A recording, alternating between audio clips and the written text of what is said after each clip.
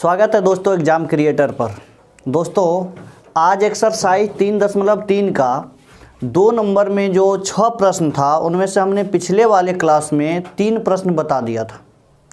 अब बचे हुए 3 प्रश्नों को हल करेंगे। तो 2 नंबर का अब 3 नंबर तक तो हो चुका था। अब चौथे नंबर में जो है, आइए प्रश्न को देखते हैं क्या कह रहा है इसमें। दोस्तों कह रहा है कि एक नगर में टैक्सी के भाड़े में एक नियत भाड़े के अतिरिक्त चली गई दूरी पर भाड़ा सम्मिलित किया जाता है। 10 किलोमीटर दूरी के लिए भाड़ा 105 रुपया है और 15 किलोमीटर के लिए भाड़ा 155 रुपया है।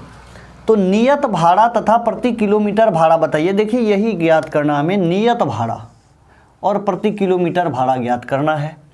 कह रहा है कि यदि एक व्यक्ति को 25 किलोमीटर यात्रा करने के लिए कितना भाड़ा, मतलब कह रहा है कि अगर कोई व्यक्ति 25 किलोमीटर यात्रा करे तो उसे कितना रुपया देना पड़ेगा। आइए दोस्तों समझने का प्रयास करते हैं। इसमें सबसे पहले क्या है कि एक नगर में कह रहा है कि एक नियत भाड़ा है, मतलब यदि उस शहर की दूरी मान के चलिए 30 किलोमीटर है तो कहा जा रहा है कि मान के चलिए कि 5 किलोमीटर फिक्स है, कि 5 किलोमीटर यदि आपको चलना है ये फिक्स भाड़ा है। इसके अलावा अगर आपको 1-1 किलोमीटर भी आप आगे जाते हैं तो अलग से भाड़ा लगेगा। तो यही होता है नियत भाड़ा। नियत है कि कुछ किलोमीटर को फिक्स कर दिया है, इतना का भाड़ा आपको यही लगेगा। मान करके और एग्जांपल समझिए। मान के चलिए कि ए से हमें बी तक जाना, बी एक नगर है, कह दिया टैक्सी वाले ने यहाँ 5 किलोमीटर तक का मान लेते हैं, बीच में सी कर देते हैं।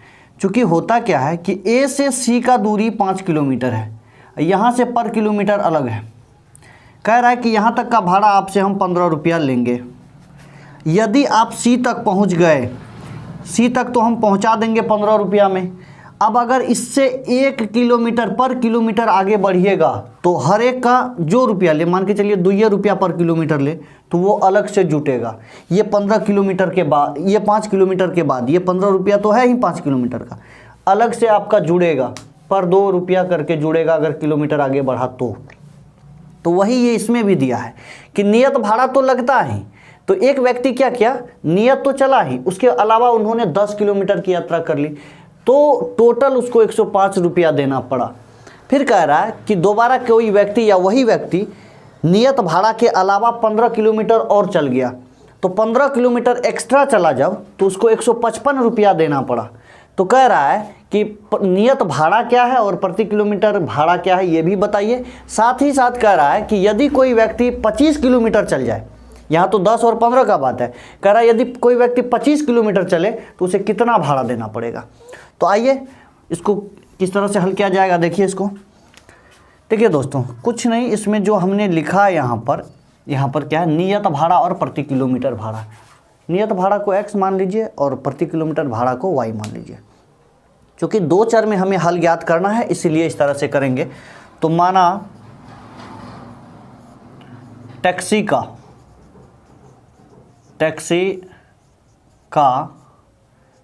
नियत भाड़ा x रुपया तथा प्रति किलोमीटर भाड़ा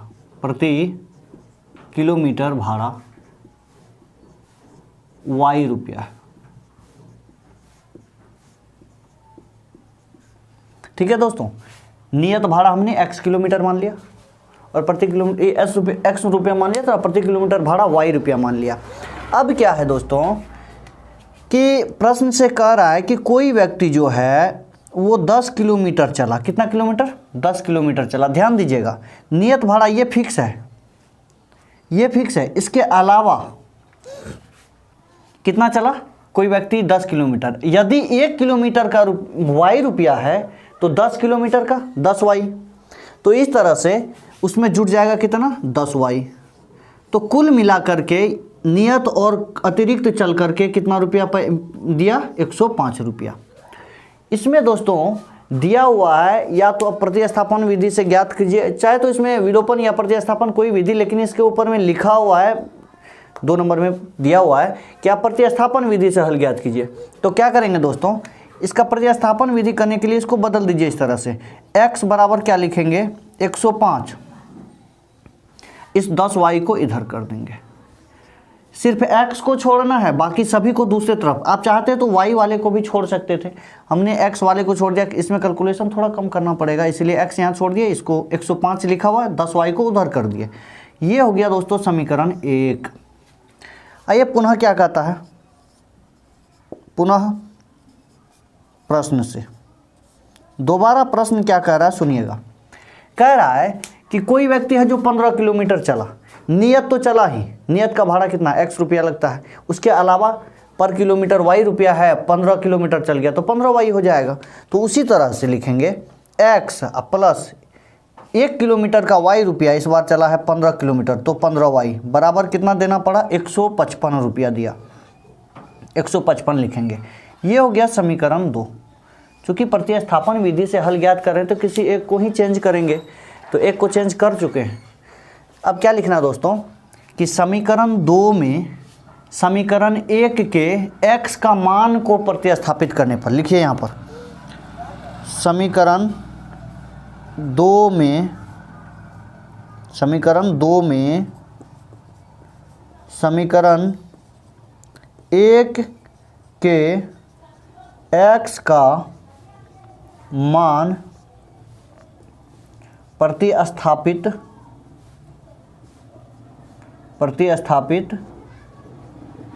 करने पर, समीकरण 2 में समीकरण 1 के x का मान को प्रतिस्थापित करने पर, दो समीकरण क्या है दोस्तों, लिखा हुआ है x प्लस 15y बराबर 155, ये लिखा हुआ है। या x की वैल्यू कितना है दोस्तों 105 माइनस 10y, लिखेंगे 105 माइनस का 10y, साथ में है प्लस में 15y बराबर हो जाएगा 155। या 105, या इस तरह से भी कर सकते हैं, 105 को इधर मत लिखिए, ये प्लस में तो उधर माइनस में होगा। तो 15y वाले को देखिए, 15y में 10y चला जाएगा, कितना बचेगा दोस्तों, तो 5y बचेगा। और दूसरे तरफ 155 है, ये 105 को घटा दीजिए यहाँ ला करके, तो क्या हो गया 155 में 105 चला जाएगा, बचेगा 50। 5y बराबर 50 हुआ, या y बराबर क्या होगा 50/5, 5 दहाई 50 मतलब 10। तो y की वैल्यू निकल करके आया 10, ये 10 रुपया हुआ दोस्तों। मतलब आप अगर उस टैक्सी से 1 किलोमीटर अलग एक्स्ट्रा चलेंगे तो आपको 10 रुपया देना पड़ेगा। अब जितने किलोमीटर चलिएगा उतना 10 रुपया लग जाएगा, ये वही कह रहा है। अब समीकरण 1 में y का मान रखेंगे, चूँकि समीकरण y का मान निकल चुका तो y का ही मान रखेंगे समीकरण 1 में। लिखिए समीकरण 1 में y का मान रखने पर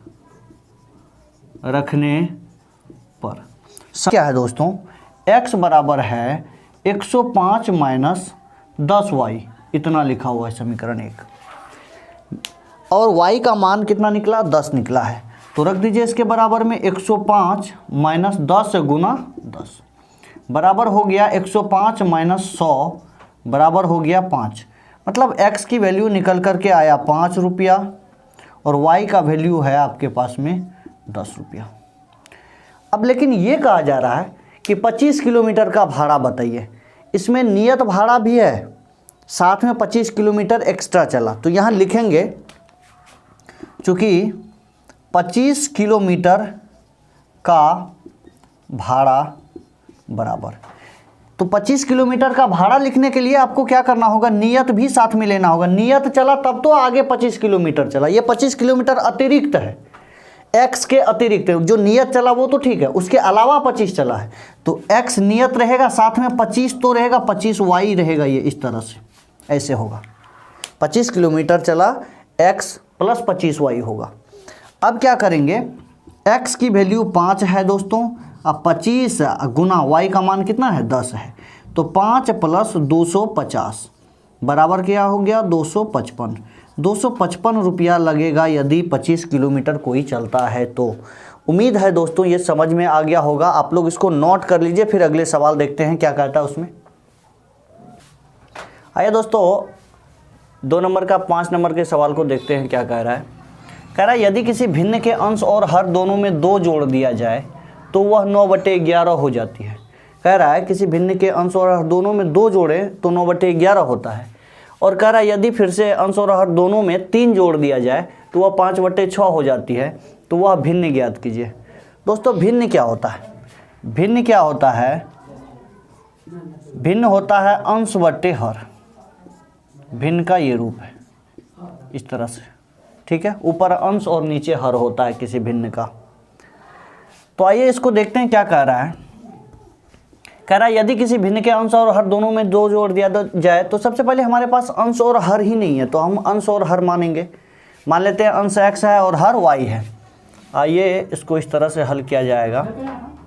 माना भिन्न का अंश x तथा हर y है। अंश को x माना और हर को y।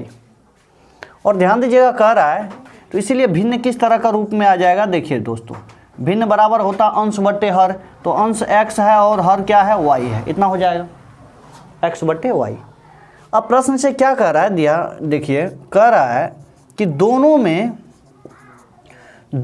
2 जोड़ दिया जाए, मतलब अंश में भी 2 जोड़ दीजिए और हर में भी 2 जोड़ दीजिए तो वो 9/11 हो जाता है। तो अंश तो आपका x है तो इसमें 2 जोड़ लीजिए, और हर में क्या कर रहा है? 2 जोड़ने के लिए दोनों में, अंश में भी 2 और हर में भी, इस तरह से जोड़ने के बाद वो होता है 9/11। या अब क्या करना है? ये क्रॉस मल्टीप्लिकेशन, तिर्यक गुना करना है। कोना इधर से इधर, इधर से इधर गुना होगा। तो 11 को x से गुना कर लीजिए, कितना होगा? 11x। फिर 11 को 2 से गुना कर लीजिए, 22 होगा। फिर इधर 9 को y से गुना कीजिएगा, 9y होगा। फिर 9 को 2 से गुना कीजिएगा, 18 होगा। 9 को x से इस तरह से। अब 11x बराबर, दोस्तों देखिए चूँकि ये प्रतिस्थापन विधि से हल ज्ञात कर रहे हैं तो आइए इसको इस तरह से करके देखते हैं। यहाँ है 9y प्लस का 18, ये 22 इधर प्लस में, उधर क्या होगा? माइनस में। या 11x बराबर 9y, 18 में 22 जाएगा, माइनस का 4 बचेगा। या x बराबर क्या होगा? हमने कहा था कि x को छोड़ करके बाकी को सबको दूसरे तरफ कर दीजिए, तो 11 भी है x के साथ, इसको भी दूसरे तरफ करना, सिर्फ x छोड़ना है। तो 9y माइनस का 4 बट्टे में क्या आएगा? 11। अब ये हो गया समीकरण 1, जब x सिर्फ बचा तब। पुनः क्या कहता है दोस्तों? पुनः प्रश्न को देखिएगा किस तरह से कह रहा है कि दोनों में 3 जोड़ दीजिए। पुनः प्रश्न से कह रहा है कि अंश में भी आप 3 जोड़िए। अंश और हर दोनों में 3 जोड़ा जाए तो हर में भी आप क्या कीजिए? 3 जोड़ दीजिए। तो क्या होता है? वो 5/6 में बदल जाती है। तो 5/6 में बदल गया इस तरह से। अब इसको क्या कीजिए? तिर्यक गुना। 6 को इस ऊपर वाले से गुना करा दीजिए, 5 को नीचे वाले से। और 6 को जब x से गुना करवाएंगे, 6 को x से, तो कितना होगा? 6x। और प्लस में 6 को 3 से गुना कराएंगे तो कितना हो जाएगा? 18।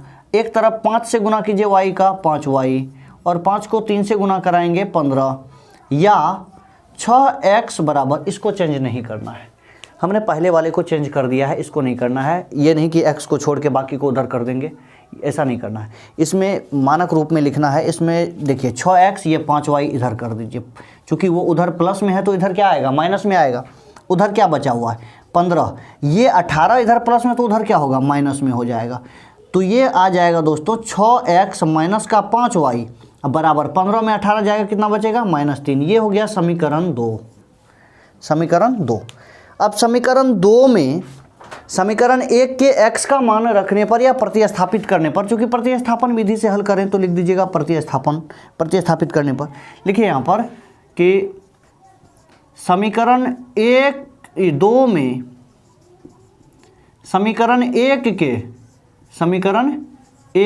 के x का मान प्रतिस्थापित करने पर,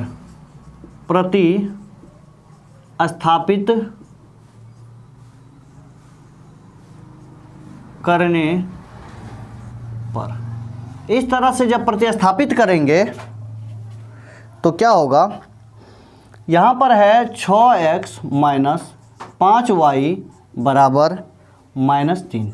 दोस्तों इतना लिखा हुआ है समीकरण 2। अब इसी में x की वैल्यू 9y माइनस 4/11 रखना है।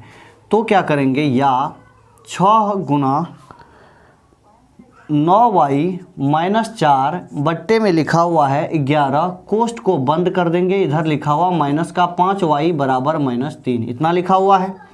या 6 को 9 से, ये देखिए ये ऊपर होता है नीचे नहीं, ऐसे ध्यान दीजिएगा, ये 6 ऊपर के भाग में होता है, ऊपर वाले से गुना होगा 6। ये 6 को 9 से गुना करेंगे कितना आ जाएगा, 6 को 9 से गुना कीजिएगा 6 9 54, 6 को 4 से गुना कीजिएगा 24, नीचे कितना लिखा हुआ है वो लिख दीजिए, 11 लिखा हुआ है, इधर माइनस का 5y है, अब बराबर है उधर -3। और क्या कैलकुलेशन आएगा दोस्तों, यहाँ पर जब 1 कर देंगे तो 1 और 11 का एलसीएम कितना आ जाएगा, 11 आएगा। अब जब 11 से 11 में भाग दीजिएगा तो एक ही बार में भाग लगेगा। अब एक बार में भाग लगने के बाद इसके ऊपर में जो है उससे गुना होगा 1 का, तो वही चीज़ लिखा जाएगा। तो 54y माइनस 24, ये 1 से भाग देंगे 11 बार में भाग लगेगा, 11 को 5 से गुना कीजिएगा, 11 पचे 55y बराबर -3। क्रॉस मल्टीप्लिकेशन करवाने के बाद जो है तिर्यक गुना ऐसे 1 का इधर, पहले तो ये यहाँ पर देखिए, यहाँ है 54y और यहाँ है 55y, तो 54 में 55 जाएगा, कितना बचेगा -y -24, और ये 11 इधर से उधर चला जाएगा, 11 तिया 33, या -y बराबर -33, ये 24 उधर चला जाएगा प्लस में जाएगा, तो बराबर 24 में 33 माइनस कर देंगे, माइनस का 9 बचेगा, यहाँ y में भी माइनस उधर 9 में भी माइनस, तो इस तरह से y बराबर 9 आएगा। दोनों तरफ से कैंसिल कर दीजिए माइनस को, y की वैल्यू कितना आया, 9 आया। अब यही y का मान आप समीकरण 1 में या 2 में रख करके x का मान ज्ञात कर सकते हैं। तो लिखिए समीकरण 1 में y का मान रखने पर, तो समीकरण 1 क्या है दोस्तों, x बराबर 9y माइनस 4/11, ये 9 को थोड़ा ठीक से लिख दें, 9, हाँ, बराबर हो गया 9, y का मान फिर से 9 ही है, 4 आएगा माइनस में /11, तो ये हो गया 9 9 81 माइनस का 4/11 बराबर 77/11 बराबर 7। 81 में 4 जाएगा 77 बचेगा, 77/11, 11 से 7 बार में 77 होता है, तो x का वैल्यू 7 और y का वैल्यू 9, तो भिन्न क्या बना, इसीलिए जो भिन्न हमें निकालना है वो भिन्न है दोस्तों, भिन्न बराबर क्या लिखते हैं, अंश बटे हर या x/y। x की वैल्यू आपके पास 7 है दोस्तों और y की वैल्यू 9 है, तो यह वह भिन्न था क्या, 7/9। उम्मीद है ये समझ में आ गया होगा दोस्तों, नोट कर लीजिए, फिर अगले प्रश्न को देखते हैं। आइए दोस्तों 5वें नंबर का प्रश्न देखते हैं क्या कहता है। 5वां प्रश्न है दोस्तों कि 5 वर्ष बाद जैकब की आयु उसके पुत्र की आयु से 3 गुनी हो जाएगी। जैकब की आयु और पुत्र की आयु में देखिए, उसका पुत्र का वर्तमान आयु जो भी है कह रहा, उसमें अगर 5 वर्ष जोड़ दिया जाए तो 3 गुना हो जाएगा, दोनों में जोड़ दिया जाए, पुत्र में भी और उस जैकब में भी।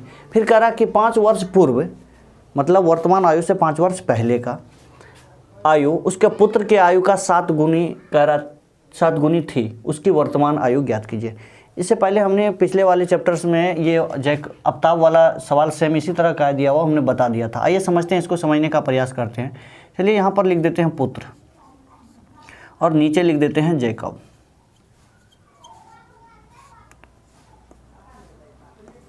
इस तरह से समझने का प्रयास कीजिएगा कि हमने यहाँ पर लिख दिया वर्तमान आयु, वर्तमान आयु, वर्तमान आयु रहेगा तब तो हम आगे पीछे जा सकते हैं। अभी जो उम्र रहेगा उसे बाद वाले के लिए जोड़ना है, पूर्व वाले के लिए या पहले वाले के लिए घटाना पड़ता है। आइए हम जैकब के पुत्र की आयु को मान लेते हैं x और जैकब का उम्र मान लेते हैं y, एक का x और एक का y। अगर हम यहाँ पर 5 वर्ष पूर्व चलें, 5 वर्ष पूर्व और 5 वर्ष बाद, ये है, कह रहा है पहले तो बाद वाला ही दिया हुआ है, कहता है 5 वर्ष बाद जैकब की आयु। अगर 5 वर्ष बाद करना है ना दोस्तों तो 5 जोड़ना पड़ेगा दोनों में, बाद करना है तो जोड़ना पड़ेगा। जो वर्तमान उम्र है उसमें 5, अभी अगर कह दें आपका उम्र 10 साल है, अब 5 साल बाद कितना होगा, तो 5 साल बाद करें तो 10 5 15 साल। उसी तरह से इसमें भी x, अभी x उम्र है तो 5 साल बाद क्या होगा, x + 5, तो दोनों में जोड़ना है। फिर कह रहा है कि 5 वर्ष पूर्व जैकब की आयु पुत्र की आयु के 7 गुनी, तो ये 5 वर्ष पूर्व का बात कर रहा है। तो आपका मान के चलिए कि अभी हमने बोला कि 25 साल का आपका उम्र है या 15 साल ही है, 25 साल ही उम्र है आपका, 5 साल पहले कितना था, क्या कीजिएगा 5 माइनस कीजिएगा। तो पूर्व के लिए माइनस, बाद के लिए प्लस करते हैं। तो 5 वर्ष पूर्व का मतलब है वर्तमान आयु में 5 घटा लीजिए, तो इसमें भी 5 घटा देंगे। ये इस तरह का होता है इक्वेशन, इसका इस तरह से आएगा। तो इसको भाषा पे कैसे लिखेंगे, आइए इसको लिखने का प्रयास करते हैं दोस्तों।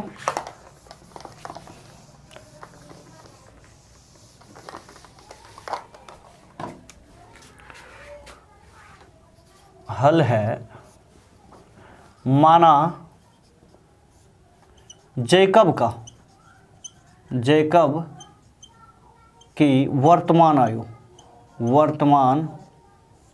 आयु x, या दोनों में से यहाँ पर पुत्र का आयु मान लीजिए पहले, माना पुत्र की आयु x वर्ष तथा जैकब की आयु y वर्ष।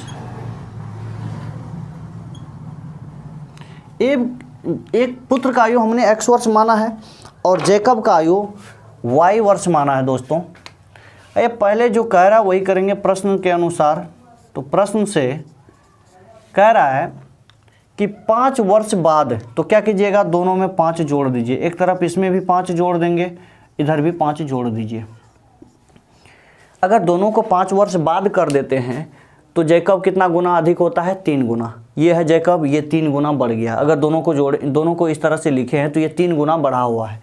अगर इसको बराबर करना है ना, जो कम है उसमें बराबर, ये बेटे का उम्र में या पुत्र का उम्र में क्या करेंगे, 3 से कितना है 3 गुना, तो 3 से गुना करेंगे। जो बढ़ा हुआ है ये इसमें गुना नहीं करना है, पुत्र में गुना करना है, तब जाकर के ये बराबर होगा। तो इस तरह से गुना करेंगे, पुत्र में गुना करके। तो या 3 को x से गुना कीजिएगा 3x, प्लस का 3 को 5 से गुना कीजिएगा 15, बराबर ये y प्लस का 5 है। या 3x बराबर, चूँकि प्रतिस्थापन विधि से ज्ञात कर रहे हैं तो सिर्फ x को छोड़ना, बाकी को दूसरी तरफ कर देंगे। y प्लस 5, ये 15 इधर आ जाएगा। तो ये क्या बनेगा, y यहाँ पर है 5 में 15 जाएगा, माइनस का 10 बचेगा। या x बराबर, वहाँ पर है y माइनस 10 और ये 3 जो है गुना में है तो भाग में आएगा, समीकरण 1 हो जाएगा। इतना आएगा दोस्तों, x बराबर y माइनस 10/3। पुनः क्या कहता है प्रश्न को, ये देखिए प्रश्न से, पुनः प्रश्न से कह रहा है कि 5 वर्ष पूर्व जैकब की आयु उसके पुत्र की आयु की 7 गुनी थी। तो 5 वर्ष पूर्व दोनों आयु को कर दीजिए, वर्तमान में 5 माइनस कर दीजिएगा तो आ जाएगा। जब 5 वर्ष पीछे किए उम्र को तो जैकब फिर भी 7 गुनी आयु का था। कितना गुना, 7 गुनी आयु का था जैकब का उम्र ये है, ये 7 गुना था। तो इसमें इसके पुत्र में ही गुना करेंगे। पुत्र का उम्र क्या माने थे, x माने थे, तो पुत्र में ही गुना होगा। या 7 को x से गुना कीजिएगा 7x और 7 को 5 से गुना कीजिएगा 7 × 5 = 35, बराबर y माइनस का 5। या ये 7x, इसको चेंज नहीं करना है, सिर्फ एक ही समीकरण को चेंज किया जाता है दोस्तों, हमने कर दिया उसका एक में, अब इसको नहीं करना है। 7x माइनस y बराबर -5 + 35 बराबर 30। 35 में 5 जाएगा, 30 बचेगा। या 7x माइनस y बराबर 30, ये हो गया समीकरण 2। अब क्या करेंगे, समीकरण 2 में समीकरण 1 के x का मान को प्रतिस्थापित करने पर इस x का वैल्यू जो भी है समीकरण 2 में रख देंगे तो निकल जाएगा। तो लिखेंगे यहाँ पर समीकरण 2 में समीकरण 1 के x का मान प्रतिस्थापित करने पर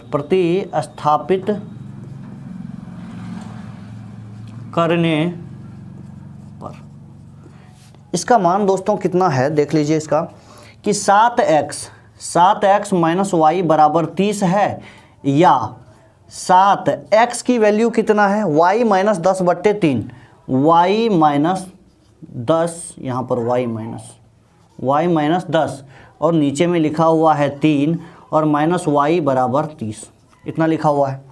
अब 7 को y से गुना कीजिएगा तो ये आ जाएगा 7y, 7 को y से 7y हो गया, 7 को 10 से गुना कीजिएगा 70 हो जाएगा।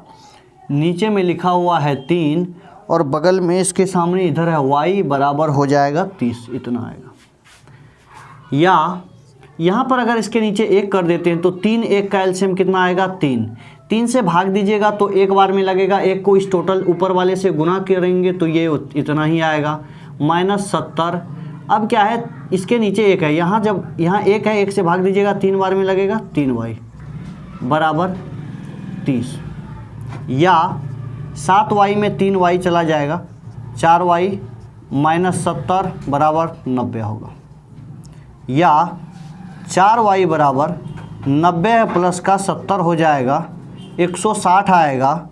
या y बराबर 160 और नीचे आ जाएगा 4, ये आ जाएगा दोस्तों 40। y का वैल्यू आया 40। अब समीकरण 1 में y का मान जब 40 आ गया तो समीकरण 1 में y का मान रख करके हम x का मान ज्ञात कर सकते हैं। तो लिखेंगे समीकरण 1 में y का मान रखने पर, समीकरण 1 कितना है, x बराबर y माइनस 10/3, y का मान आया है 40 माइनस 10/3 देंगे, 30 हो जाएगा, 40 में 10 जाएगा और नीचे है 3 बराबर आएगा 10। तो x का वैल्यू आया 10 वर्ष और y का वैल्यू आया 40 वर्ष। मतलब x जो है जैकब के पुत्र का आयु था, मतलब पुत्र का आयु निकला 10 वर्ष और जैकब का 40 वर्ष। उम्मीद है दोस्तों ये समझ में आ गया होगा, आप लोग नोट कर लीजिए।